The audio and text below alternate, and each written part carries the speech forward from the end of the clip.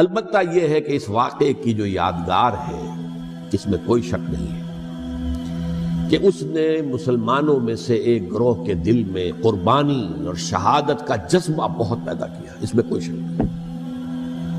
اور جس طریقے سے کہ عاشورہ محرم میں یاد منائی جاتی ہے، جس طریقے سے اس نے اہل تشیع کے اندر قربانی کا جذبہ بے انتہا پیدا کر دیا، اگرچہ وہ جذبہ بروئے کار نہیں آتا، اس لیے کہ ان کے ہاں یہ عقیدہ ہے، یہ طے ہے کہ جب تک حضرت مہدی ظاہر نہیں ہوں گے ہم کسی کے خلاف بغاوت نہیں کریں گے۔ یہ پوری تاریخ میں ان کا معاملہ رہا، تمام جو ہے ائمہ اہل بیت کا معاملہ رہا، جب تک مہدی نہیں آتے keep sitting and keep waiting, wait and see, that's all۔ یہ تو خمینی صاحب نے کیا ہے، آیت اللہ خمینی صاحب نے، کہ انہوں نے یہ ایران کے شیعوں کو باور کرایا کہ بھائی جب آئیں گے حضرت مہدی آ جائیں گے، لیکن ہم اب ہاتھ پر ہاتھ رکھ کر بیٹھے رہیں، باطل کو چیلنج بھی نہ کریں، ہمیں کچھ تو کرنا چاہیے، وہ ہاتھ پاؤں ہلانے چاہیے، اور کچھ نہیں تو مہدی کا راستہ جو ہے صاف کرنا چاہیے، تمہید کرنی چاہیے، ان کے راستہ ہموار کیا جائے۔ تو یہ ان کی بڑی عظمت ہے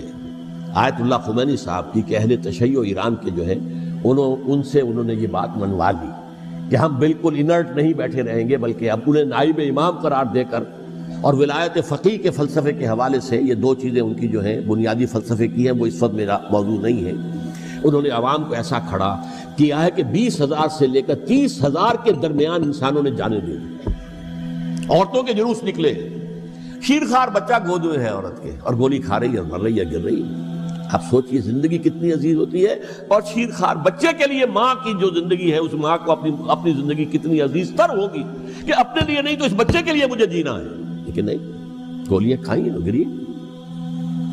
یہ جذبہ انہی میں ہے۔ واقعہ یہ ہے کہ اہل سنت کے اندر یہ جذبہ نہ ہونے کے برابر ہے،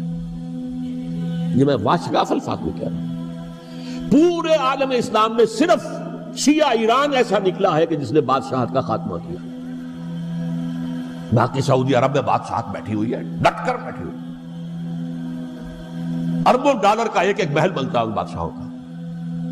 اور سنی سن ہے، سن، کوئی حرکت نہیں۔ وہ تو اب جو حرکت ہو رہی ہے وہ اینٹی امریکن حرکت ہے جو ہو رہی ہے،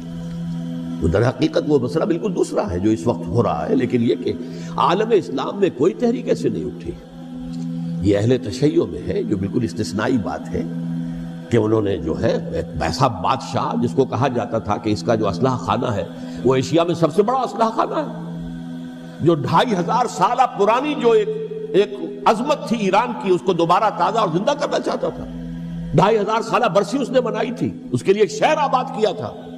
کہ خسرو یا سائرس یا ذوالقرنین قرآن مجید کی اصطلاح میں اس کی یادگار بنائی تھی، اور وہ سوچ رہا تھا کہ وہی عظمت دوبارہ ایران کی ہوگی جو کہ خسرو کے زمانے میں تھی، جس کا قرآن مجید میں سورہ کہف کے اندر ذکر ہے، مشرقی فتوحات، مغربی فتوحات، شمالی فتوحات۔ تو وہ بادشاہ ہے، اس کو بھاگنا پڑا وہاں قربانی کی وجہ سے۔ تو یہ جو ہے واقعہ کربلا نے، اس میں کوئی شک نہیں ہے کہ ایک ایسی مشعل روشن کی ہے جس کو کہ ہر شخص کو دیکھنا چاہیے۔ یہ بھی انسان، جیسے کہ اقبال نے ایک شعر کہا تھا غالب کے لیے،